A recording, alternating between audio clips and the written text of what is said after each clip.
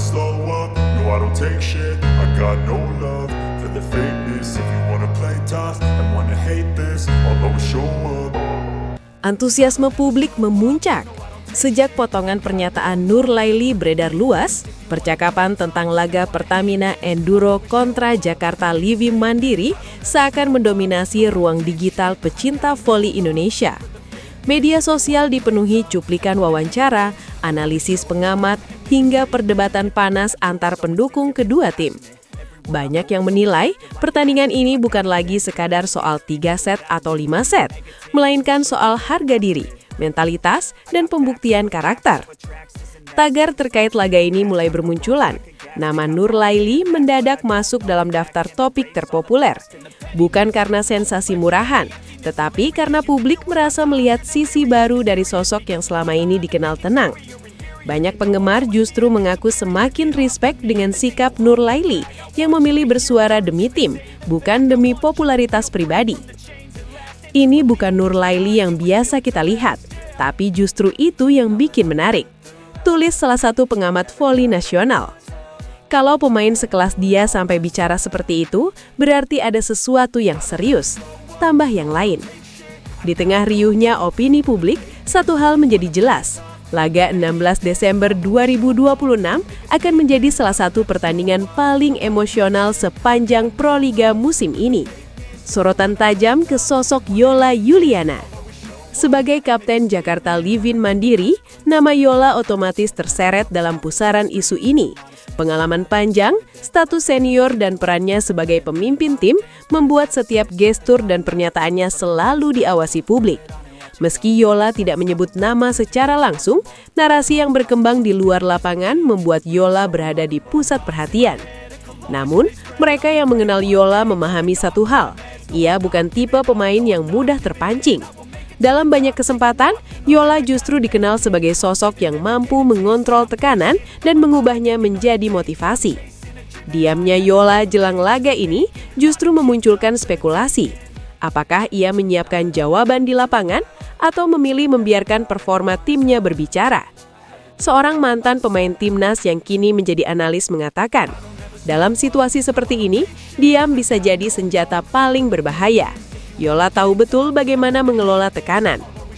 Megawati di tengah pusaran emosi.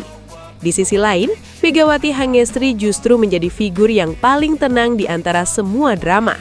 Saat rekan timnya berbicara lantang, Megawati tetap konsisten dengan sikapnya. Ia tidak menghindari media, tapi juga tidak menanggapi isu dengan kata-kata berlebihan. Dalam satu sesi wawancara singkat, ia hanya mengatakan, "Fokus kami satu, bermain sebaik mungkin untuk tim." Kalimat sederhana, namun syarat makna. Bagi banyak orang, sikap Megawati inilah yang membuat Nur Laili perlu bersuara. Diamnya Megawati bukan karena lemah, melainkan karena keyakinan bahwa lapangan adalah tempat terbaik untuk menjawab segalanya. Dan bagi Nur Laili, sikap itu layak dibela. Dia tidak minta dibela, justru itulah yang membuat kami ingin berdiri di belakangnya, ujar salah satu staf tim Pertamina Enduro. Latihan tertutup yang penuh intensitas. Menjelang hari pertandingan, sesi latihan Pertamina Enduro berlangsung tertutup. Namun dari informasi yang beredar, intensitas latihan meningkat drastis. Fokus pada transisi cepat, variasi serangan, dan ketahanan mental menjadi prioritas utama. Pelatih ingin memastikan emosi yang membara tidak berubah menjadi kesalahan elementer. Nur Laili menjadi salah satu pemain yang paling menonjol dalam sesi latihan tersebut. Ia tampil agresif, namun tetap disiplin. Smashnya keras, arah serangannya tajam, dan komunikasinya dengan setter terlihat semakin solid. Ia bukan hanya bermain untuk diri sendiri, tetapi seolah membawa pesan untuk seluruh tim. Ini bukan soal satu pemain melawan pemain lain, ini soal tim melawan tim. Tegas pelatih dalam sesi internal. Jakarta Livin Mandiri menyiapkan jawaban. Di kubu seberang, Jakarta Livin Mandiri juga melakukan persiapan matang.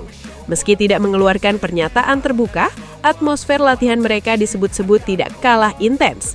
Para pemain senior berperan aktif menenangkan suasana sekaligus menanamkan rasa percaya diri.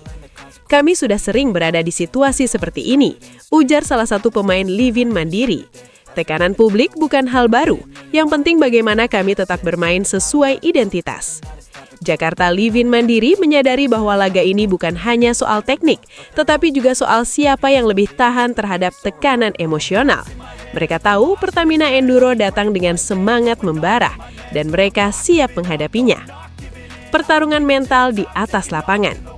Ketika peluit pertama nanti ditiup, semua kata-kata akan berhenti. Yang tersisa hanyalah suara bola, teriakan pemain, dan sorak penonton. Di momen itulah mental setiap pemain akan diuji. Apakah emosi akan menjadi kekuatan atau justru menjadi beban? Nurlaily menyadari resiko tersebut.